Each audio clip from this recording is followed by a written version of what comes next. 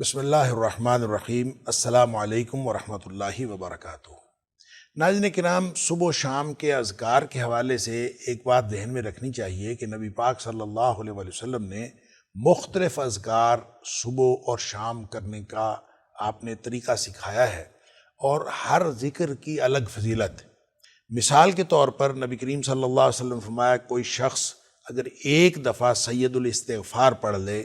صبح پڑھ لے ایک دن، یعنی دن کے کسی حصے میں، تو اس دن میں اگر اس کی کوئی موت آ گئی تو اللہ تعالیٰ اس کی مغفرت فرما دے گا، جہنم سے بچا دے گا۔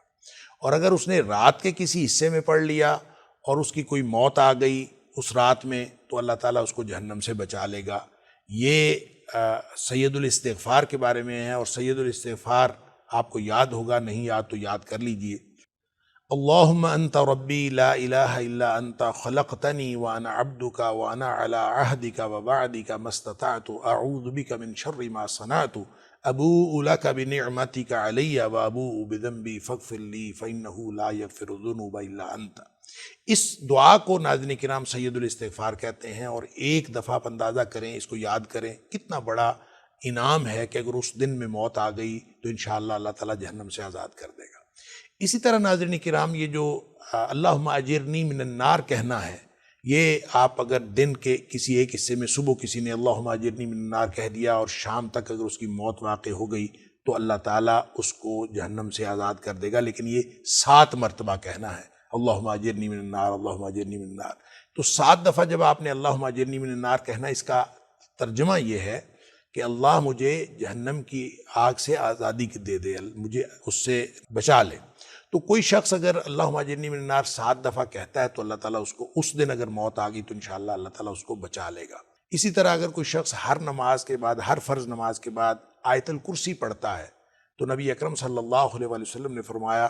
اس کے اور جنت کے درمیان صرف موت کا فاصلہ رہ جاتا ہے۔ تو گویا اس طرح سے مختلف جو اذکار ہیں ان کی مختلف جو فضیلتیں ہیں وہ موجود ہیں، لہٰذا صبح و شام کے اذکار کسی بھی جگہ سے لے لینے چاہیے۔ جو مسنون اذکار ہیں وہ سارے اذکار پڑھنے چاہیے، اور اس کا صحیح وقت یہ ہے کہ جو فجر کے فوراً بعد آپ اذکار کیجئے، اور فجر سے لے کر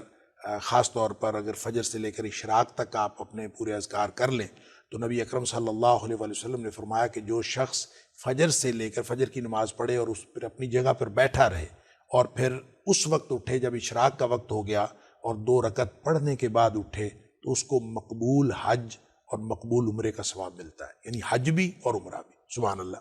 اسی طرح جو شام کے اوقات ہیں ذکر کرنے کے، وہ مغرب کے ساتھ منسلک ہیں، یا تو مغرب سے پہلے کر لیے جائیں اور یا مغرب کے بعد کر لیے جائیں۔ بعض لوگوں کا خیال یہ ہے کہ مغرب سے پہلے کر لیے جائیں، تو اگر مغرب سے پہلے نہ ہو سکیں تو مغرب کے بعد بھی اس کا وقت ہے۔ جن اذکار کے بارے میں نبی پاک صلی اللہ علیہ وسلم فرمایا رات کے کسی حصے میں کر لیے جائیں، تو ظاہر ہے کہ رات کا حصہ تو مغرب کے بعد شروع ہوتا ہے، اس لیے جیسے سید الاستغفار کے بارے میں نے عرض کیا، تو اس لیے کو بہتر یہ ہے کہ مغرب کے بعد سارے اذکار کر لیے جائیں۔ مغرب سے پہلے یا مغرب کے بعد دونوں اوقات درست ہیں، لیکن جو صبح و شام کے اوقات ہیں ان میں جو نبی پاک صلی اللہ علیہ وسلم کے بتائے ہوئے اذکار ہیں وہ کرنے بہت ضروری ہیں۔ اس کے ساتھ نہ صرف دنیا کی کامیابیاں ملتی ہیں بلکہ آخرت میں بھی انشاءاللہ اللہ تعالیٰ بہت بڑا اجر عطا فرمائے گا۔ اللہ تعالیٰ مجھے اور آپ کو اس بات کی توفیق دے۔ السلام علیکم ورحمۃ اللہ وبرکاتہ۔